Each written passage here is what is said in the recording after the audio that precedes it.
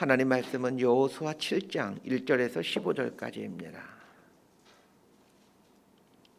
여호수아 7장 1절에서 15절까지 말씀 번갈아 가면서 읽겠습니다. 제가 먼저 읽겠습니다. 이스라엘 자손들이 온전히 바친 물건으로 말미암아 범죄하였으니 이는 유다 지파 세라의 증손 삽지의 손자 갈미의 아들 아간이 온전히 바친 물건을 가졌습니다. 여호와께서 이스라엘 자손들에게 진노하시니라. 여호수아가 여리고에서 사람을 베델 동쪽 베단 곁에 있는 아이로 보내며 그들에게 말하여 이르되 올라가서 그 땅을 정탐하라 하매 그 사람들이 올라가서 아이를 정탐하고 여호수아에게로 돌아와 그에게 이르되 백성을 다 올라가게 하지 말고 2-3천 명만 올라가서 아이를 치게 하소서. 그들은 소수이니 모든 백성을 그리로 보내어 수고롭게 하지 마소서 하므로 백성 중 3천 명쯤 그리로 올라갔다가 아이 사람 앞에서 도망하네. 아이 사람이 그들을 36명쯤 쳐 죽이고 성문 앞에서부터 스바림까지 쫓아가 내려가는 비탈에서 쳤으므로 백성의 마음이 녹아 물같이 된지라. 여호수아가 옷을 찢고 이스라엘 장로들과 함께 여호와의 궤 앞에서 땅에 엎드려 머리에 티끌을 뒤집어 쓰고 저물도록 있다가 이르되 슬프도소이다. 주 여호와여 어찌하여 이 백성을 인도하여 요단을 건너게 하시고 우리를 아모리 사람의 손에 넘겨 멸망시키려 하셨나이까. 우리가 요단 저쪽을 만족하게 여겨 거주하였더라면 좋을 뻔하였나이다. 주여 이스라엘이 그의 원수들 앞에서 돌아섰으니 내가 무슨 말을 하오리까. 가나안 사람과 이 땅의 모든 사람들이 듣고 우리를 둘러싸고 우리 이름을 세상에서 끊으리니 주의 크신 이름을 위하여 어떻게 하시려 하나이까 하니 여호와께서 여호수아에게 이르시되 일어나라. 어찌하여 이렇게 엎드렸느냐. 이스라엘이 범죄하여 내가 그들에게 명령한 나의 언약을 어겼으며 또한 그들이 온전히 바친 물건을 가져가고 도둑질하며 속이고 그것을 그들의 물건들 가운데 두었느니라. 그러므로 이스라엘 자손들이 그들의 원수 앞에 능히 맞서지 못하고 그 앞에서 돌아섰나니 이는 그들도 온전히 바친 것이 됨이라. 그 온전히 바친 물건을 너희 중에서 멸하지 아니하면 내가 다시는 너희와 함께 있지 아니하리라. 너는 일어나서 백성을 거룩하게 하여 이르기를 너희는 내일을 위하여 스스로 거룩하게 하라. 이스라엘의 하나님 여호와의 말씀에 이스라엘아 너희 가운데 온전히 바친 물건이 있나니 너희가 그 온전히 바친 물건을 너희 가운데에서 제하기까지는 내 원수들 앞에 능히 맞서지 못하리라. 너희는 아침에 너희의 지파대로 가까이 나아오라. 여호와께 뽑히는 그 지파는 그 족속대로 가까이 나올 것이요 여호와께 뽑히는 족속은 그 가족대로 가까이 나올 것이요 여호와께 뽑히는 그 가족은 그 남자들이 가까이 나올 것이며 우리 15절 함께 읽습니다. 온전히 바친 물건을 가진 자로 뽑힌 자를 불사르되 그와 그의 모든 소유를 그리하라. 이는 여호와의 언약을 어기고 이스라엘 가운데에서 망령된 일을 행하였음이니라 하셨다 하라. 아멘. 우리는 하나님이 나와 함께 하셔서 승리하는 삶을 살기를 다 원하고 있습니다. 그러나 하나님은 우리가 하나님과 함께 하심으로 하나님의 거룩함을 닮아가기를 원하십니다. 신앙생활의 목적을 어디에 두냐에 따라 신앙의 행태가 달라집니다. 이스라엘 백성들은 가나안 땅을 점령하는 것, 그래서 자신이 살만한 땅을 갖는 것, 거기에 목적을 두었습니다. 그건 하나님은 이스라엘 백성들이 거룩한 백성이 되는 것, 하나님의 백성다운 백성이 되는 것, 그것을 원하셨습니다. 여리고성은 가나안 땅에 있는 성 중에 가장 강력한 성이었습니다. 인류 역사상 가장 오래된 도시 중에 하나가 이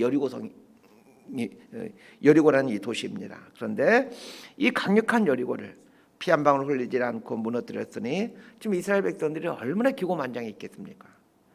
하나님은 이스라엘 백성들을 승리케 하신 하나님이셨습니다. 그러나 하나님은 택한 백성이라고 무조건 편을 들어 무조건 승리하도록 하시는 분이 아닙니다. 우리는 내가 하나님의 백성이고 하나님의 자녀에게 하나님이 내 편이 되어야 된다라고 생각을 하지만 그건 하나님은 무조건 내 편이 되질 않습니다. 우리를 자녀 삼아 주신 건 맞지만 우리 아버지 되신 건 맞지만 무조건 내 편이 되는 건 아닙니다. 하나님의 궁극적인 관심은 우리가 하나님의 백성된 우리가 하나님의 거룩함을 닮아가는 것입니다. 오늘 본문은 이제 아이성에서의 전투를 다루고 있습니다. 1절에서 여호수아 7장 1절에서 5절까지 말씀 함께 봅니다. 시작. 이스라엘 자손들이 온전히 바친 물건으로 말미암아 범죄하였으니 이는 유다 지파 세라의 증손 삽디의 손자 갈미의 아들 아간이 온전히 바친 물건을 가졌습니다. 여호와께서 이스라엘 자손들에게 진노하시니라. 여호수아가 여리고에서 사람을 베델 동쪽 베단 곁에 있는 아이로 보내며 그들에게 말하여 이르되 올라가서 그 땅을 정탐하라 하매 그 사람들이 올라가서 아이를 정탐하고 여호수아에게로 돌아와 그에게 이르되 백성을 다 올라가게 하지 말고 2-3천 명만 올라가서 아이를 치게 하소서. 그들은 소수이니 모든 백성을 그리로 보내어 수고롭게 하지 마소서 하므로 백성 중 3천 명쯤 그리로 올라갔다가 아이 사람 앞에서 도망하니 아이 사람이 그들을 36명쯤 쳐 죽이고 성문 앞에서부터 스바림까지 쫓아가 내려가는 비탈에서 쳤으므로 백성의 마음이 녹아 물같이 된지라. 이스라엘 백성들이 여리고성을 무너뜨리고 이어서 그 베델 동남쪽에 있는 작은 성인 아이성과의 전투를 하게 됩니다. 아이성과의 전투에 앞서 정탐꾼을 보냅니다. 정탐꾼의 보고에 의하면 아이성은 너무나도 작은 성이어서, 얼마나 작은 성이었으면 이름이 아이성이겠습니까? 그래서 아이성이어서 웃자고 하는 얘기예요. 아이성이 그밖에 작은 성이라는 얘기입니다. 모든 이스라엘 백성들이 상대할 필요 없이 한 2-3천 명만 올라가도 충분히 점령할 수 있을 만큼 그렇게 아주 작은 성이었다는 얘기입니다. 여호수아는 3천 명의 군사를 보내 아이성을 점령하도록 합니다. 그리고는 이제 아이성이 다 아이성을 무너뜨렸습니다. 이 보고만을 이제 기다리고 있겠죠. 그런데 이스라엘이 대패했다라는 보고를 하게 됩니다. 심지어 이스라엘 군사가 36명이나 죽었습니다. 36명이 죽은 것 가지고 저러나 생각이 있을 겁니다. 사실 36명은 전쟁에서 죽은 전쟁을 생각한다면 그렇게 많은 전사자는 아닙니다. 그러나 여호수아가 아이성의 전투에서 패배를 심각하게 생각한 이유가 있습니다. 요단강을 멈춰 세우고 요단강을 마른 땅같이 건너게 되었다는 소식, 그리고 여리고성을 무너뜨렸다는 소식만으로 가나안에 있는 모든 족속들은 이스라엘에 대해서 전의를 상실한 상태에 있었습니다. 그런데 가장 작은 성인 아이성에게 패배했다고 알려지면 어떻게 되겠습니까? 가나안 주민들은 의기투합하여 이제 이스라엘을 대적하게 될 겁니다. 이스라엘 별거 아니네. 그 조그만 아이성한테 패배했어? 아무것도 아니네. 하면서 가나안 족속들은 이제 자신만만할 거고 사기가 충천이게 될 겁니다. 아이성의 패배는 단순히 한 번의 전투에서 패배했다는 것 그 이상의 의미를 가지고 있습니다. 앞으로 계속되는 가나안 정벌이 험난할 수도 있겠다라는 그런 것을 암시하고 있습니다. 그렇기 때문에 이스라엘 백성들은 아이성 전투에서 36명밖에는 죽지 않았지만 깊은 절망에 빠진 겁니다. 그러면 왜 이스라엘이 이 아이성과의 전투에서 패배하게 된 것입니까? 이스라엘은 하나님께서 함께 하시는 민족이고, 지금 이스라엘 가나안을 점령하는 것은 전쟁은 하나님이 함께 하시는 전쟁입니다. 가나안 정복 전쟁은 엄밀히 따지면 하나님의 전쟁입니다. 우리 앞부분에서 그 여호와의 군대 장관이 여리고성 전투 앞에서 여호와의 군대 장관이 와서 이스라엘과 함께하고 있다는 걸 우리 그 내용 공부하지 않았습니까? 그런데 여호와의 군대 장관이 지금 이스라엘과 함께 싸우고 있는데 어떻게 질 수 있습니까? 그건 하나님이 무능하기 때문이 아니라 하나님의 백성인 이스라엘이 하나님의 백성답지 못하기 때문입니다. 아이성과 전투에서 패배하는 원인을 설명해 주고자 1절에서 아간이 여리고성의 전리품을 가져갔다라는 것을 말합니다. 이 아간이라는 사람이 여리고성과의 전투에서 외투 한 벌과 은 200세겔과 금 50세겔을 숨깁니다.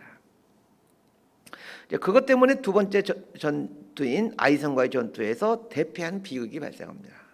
오늘 본문을 보면서 이런 생각이 듭니다. 그것 가지고 저러시나? 하나님 참 쫀쫀하시다라는 생각 듭니다. 옷 한 벌, 은 200세겔, 금 50세겔 그거 가지고 하나님이 저렇게까지 하실 필요가 있으신가 하는 생각이 듭니다.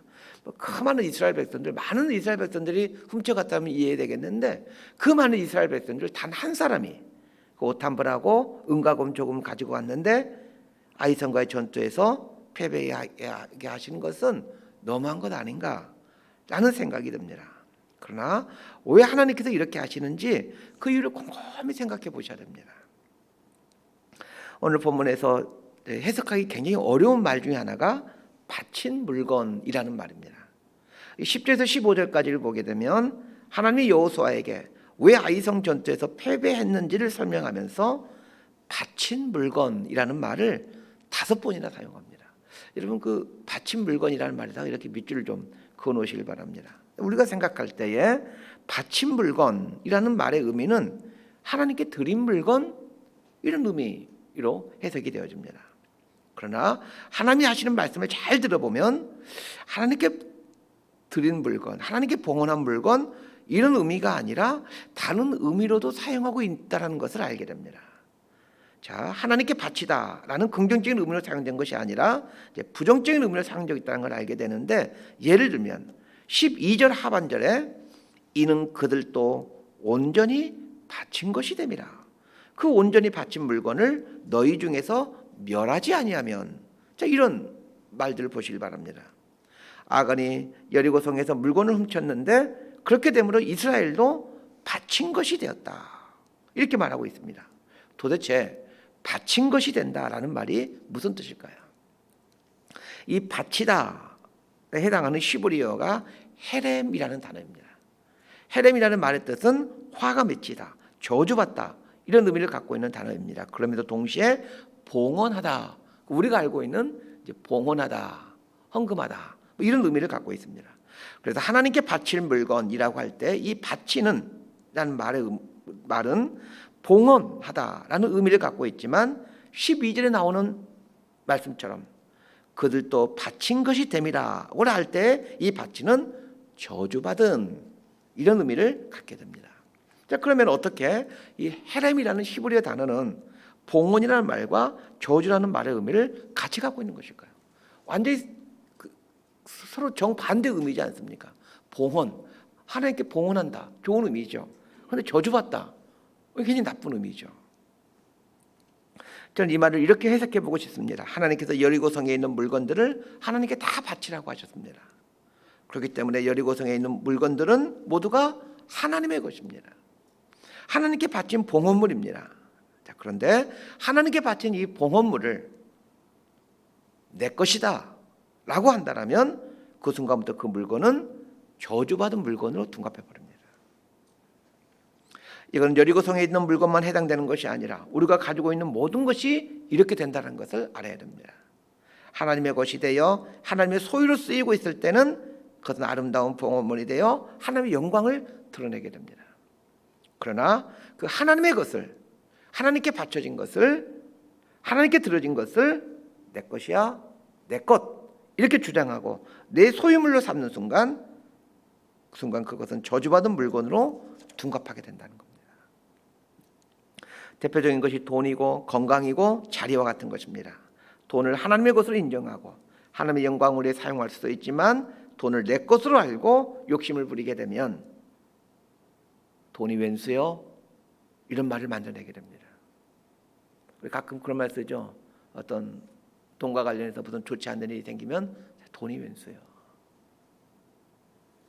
똑같은 돈이지만 어떤 돈은 하나님의 영광을 드러내는 도구가 되고 어떤 돈은 돈이 웬수요, 이런 말을 만들어내는 저주의 도구가 되어버리곤 합니다. 아간이라는 한 사람이 여리고성에서 물건을 훔친 것 때문에 하나님이 이스라엘을 패배하게 하신 이유를 생각해 봅시다. 이스라엘 백성들이 40년 동안 광야 생활을 하면서 훈련했던 것이 무엇입니까? 하나님께서 광야 40년을 통해서 이스라엘을 훈련시킨 것이 무엇입니까? 소유권에 대한, 첫 번째가 소유권에 대한 훈련입니다. 광야 생활에서는 무엇인가 소유한다는 것, 그 별 의미가 없습니다. 애굽에 살 때는 무엇인가를 소유하는 것 굉장히 의미가 있었습니다. 삶의 목적으로 삼을 만큼 무엇인가를 소유한다는 것, 그건 굉장히 매력적인 일이었습니다. 출애굽할 때 애굽에서 쓰고 있던 돈을 갖고 나온 사람도 분명히 있을 겁니다. 그런데 여러분, 그 애굽에서 갖고 나온 돈이 광야에서 무슨 소용이 있겠습니까? 짐만 될 뿐입니다. 군대에서 이제 행군할 때 참 힘듭니다. 그런데 이제 주머니에 동전이 있으면 저는 그런 경험 많이 있었는데 행군이 너무 힘드니까 이 동전을 버리고 싶은 유혹을 굉장히 많이 갖습니다. 그 동전이 뭐 얼마 되겠습니까? 무게가. 이걸 버리고 싶을 때가 많습니다. 돈이 짐이 된다는 것을 알게 됩니다. 애굽에서 살 때 가지고 있던 기술이 광야에서는 아무 소용이 없습니다. 광야 40년은 그걸 깨달아가는 기간입니다. 애굽에서 살 때는 소중히 여기고 있던 것들이 아무런 쓸모없는 쓰레기에 불과하다는 것을 깨달아가는 기간이 이 광야 기간입니다. 그렇다면 광야 40년 동안 이런 훈련들을 했다면 가나안 땅에 들어와서 물질에 대해 욕심내지 말았어야 했습니다. 그런데 아간이라는 사람이 물질에 대해 욕심을 낸 겁니다. 여리고성에 있는 물질들은 하나님께 드려질 봉헌물이 될 수 있었지만 그러나 아간이 욕심을 내는 순간 그 물질은 더 이상 봉헌물이 아니라 저주받은 물건으로 둔갑하게 됩니다. 우리 인생이 그렇습니다. 내 인생을 하나님께 드릴 봉헌물로 인식하는 순간 우리의 삶은 축복의 삶이 되지만 그러나 내 인생은 나의 것이요 이렇게 생각하며 내 욕망과 내 욕심을 위해 살아가는 순간 우리 인생은 저주의 인생으로 둔갑해버리게 됩니다. 교회를 다니느냐 안 다니느냐가 중요한 것이 아니라 인생에 대한 소유권을 누구에게 두고 사느냐가 중요하다는 얘기입니다. 하나님께 소유권을 두고 있으면 하나님이 봉헌물이 되어서 하나님의 영광을 드러내는 삶을 살게 되지만 나에게 소유권을 두고 살아가면 저주의 인생이 됩니다. 그렇다면 오늘날에도 교회 안에도 얼마든지 이 아간이 생길 수 있다는 것을 알아야 됩니다. 교회 다니는 분들 중에도 적지 않은 분들이 자신의 인생의 소유권을 자신에게 두고 살아갑니다. 내 인생은 내 거예요. 이렇게 하고 살아갑니다. 자, 우리 6절에서 12절까지 말씀 함께 봅니다. 시작. 여호수아가 옷을 찢고 이스라엘 장로들과 함께 여호와 궤 앞에서 땅에 엎드려 머리에 티끌을 뒤집어 쓰고 저물도록 있다가 이르되 슬프도소이다. 주 여호와여 어찌하여 이 백성을 인도하여 요단을 건너게 하시고 우리를 아모리 사람의 손에 넘겨 멸망시키려 하셨나이까. 우리가 요단 저쪽을 만족하게 여겨 거주하였다면 좋을 뻔하였나이다. 주여 이스라엘이 그의 원수들 앞에서 돌아섰으니 내가 무슨 말을 하오리까. 가나안 사람과 이 땅의 모든 사람들이 듣고 우리를 둘러싸고 우리 이름을 세상에서 끊으리니 주의 크신 이름을 위하여 어떻게 하시려 하나이까 하니 여호와께서 여호수아에게 이르시되 일어나라. 어찌하여 이렇게 엎드렸느냐. 이스라엘이 범죄하여 내가 그들에게 명령한 나의 언약을 어겼으며 또한 그들이 온전히 바친 물건을 가져가고 도둑질하며 속이고 그것을 그들의 물건들 가운데 두었느니라. 그러므로 이스라엘 자손들이 그들의 원수 앞에 능히 맞서지 못하고 그 앞에서 돌아섰나니 이는 그들도 온전히 바친 것이 됨이라. 그 온전히 바친 물건을 너희 중에서 멸하지 아니하면 내가 다시는 너희와 함께 있지 아니하리라. 아이성에서 패배하고 나자 여호수아가 장로들과 함께 하나님의 언약궤 앞에서 죄를 뿌리며 엎드립니다. 그러면서 하나님께 탄식합니다. 어찌하여 우리를 이곳으로 인도하셔서 이곳에서 멸절시키려 하십니까? 또 한 가지를 탄식합니다. 우리가 멸절당하면 하나님의 이름도 먹칠당하게 될 건데 하나님 어떻게 하시겠습니까? 라는 탄식입니다. 여호수아 이런 탄식에 대해 하나님이 시원스럽게 답을 내려주십니다. 왜 패배하게 되었는지 이유를 알려주십니다. 11절에 보니까 이스라엘이 범죄하여 내가 그들에게 명령한 나의 언약을 어겼으며 또한 그들이 온전히 바친 물건을 가져가고 도둑질하며 속이고 그것을 그들의 물건들 가운데 두었느니라. 이스라엘의 범죄가 패배의 원인이라고 말하면서 구체적으로 무엇을 범죄했는지 알려주십니다. 첫 번째가 하나님의 언약을 어겼다는 것이고 두 번째가 하나님께 바친 물건을 훔쳐갔다는 겁니다. 자, 이 말씀을 통해서 하나님의 백성들이 이 땅에서 승리하며 살 수 있는 비결을 알게 됩니다. 하나님 말씀대로 살면 하나님께서 당신의 백성들과 함께 하셔서 승리케 하십니다. 또 한 가지는 소유권을 분명히 하면서 사는 것입니다. 하나님의 것과 내 것을 확실히 구별해 살면 하나님이 함께 하셔서 승리케 하신다는 겁니다. 하나님께서 말씀하신 이 두 가지, 하나님 말씀에 순종하며 사는 것, 또 소유권을 분명히 하며 사는 것, 사실 이 두 가지가 신앙생활의 핵심입니다. 하나님 말씀에 순종한다라는 것은 내 뜻대로 살지 않고 하나님 뜻대로 산다라는 것이고, 소유권을 분명히 한다라는 것은 나를 위해 살지 않고 하나님을 위해 산다, 그런 뜻입니다. 신앙생활이 무엇입니까? 내 뜻대로 살지 않고 하나님 뜻대로 사는 것, 그리고 나를 위해 살지 않고 하나님을 위해 사는 것, 이 정의보다 더 분명한 정의가 어디 있을 수 있겠습니까? 자, 그런데 실상은 어떻습니까? 내 뜻대로 되게 해달라고 하나님께 기도합니다. 내가 원하는 것을 이루기 위해 하나님 믿습니다. 저도 가만히 보니까 이런 목적 때문에 예수님 믿은 것 같습니다. 근데 시간이 지나면서 이게 아니다라는 것을 알게 됩니다. 그렇다고 제가 온전히 하나님 뜻을 위해서 살고 있다, 그런 의미가 아닙니다. 여전히 제 안에서는 내 뜻대로 되었으면 참 좋겠다, 이런 마음이 간절하고, 여전히 제 안에는 내가 원하는 것을 이루며 살고 싶어하는 마음으로 가득 차 있습니다. 그런데 희망이 있는 것은 내 안에서 내 뜻을 이루고자 하는 삶과 하나님의 뜻을 이루고자 하는 삶이 서로 싸우고 있다는 겁니다. 나를 위해 살고 싶은 마음과 하나님을 위해 살고 싶은 마음이 싸우고 있습니다. 제가 저에 대해서 희망을 갖는 근거가 여기에 있습니다. 내 본성은 나를 위해 살고 싶지만 그건 하나님을 위해 살고 싶은 그 선한 욕구가 내 안에 꿈틀거리고 있다는 것입니다. 우리 13절에서 15절은 좀 시간이 없으니까 이거는 읽지 않고 넘어가겠습니다. 하나님께서 탄식하고 있는 여호수아를 일어나게 하십니다. 탄식만 하고 있지 말고 구체적으로 결단을 해야 된다라는 뜻입니다. 자, 무슨 결단을 하게 합니까? 너희 가운데 저주받은 물건이 있는데 그 저주받은 물건을 제하라는 것입니다. 그러면서 그 저주받은 물건을 갖고 있는 사람을 색출해서 이스라엘 공동체 안에서 그 사람을 제거하라고 말씀하십니다. 이스라엘 공동체 내에서 저주받은 인생을 색출해내서 그 사람뿐만 아니라 그 사람의 가족들을 전부 돌로 쳐서 죽이라라고 말씀합니다. 같은 피를 나눈 형제를 돌로 쳐서 죽이는 것이 얼마나 어려운 일이겠습니까? 마찬가지입니다. 우리 안에 있는 이 악안의 속성을 찾아내서 그걸 제거해가는 것이 참으로 어려운 일입니다. 자, 여러분 오늘 본문 보시면서 적용하실 때 교회 공동체 안에 있는 악안을 색출해야 된다, 이렇게 적용하면 큰일 납니다.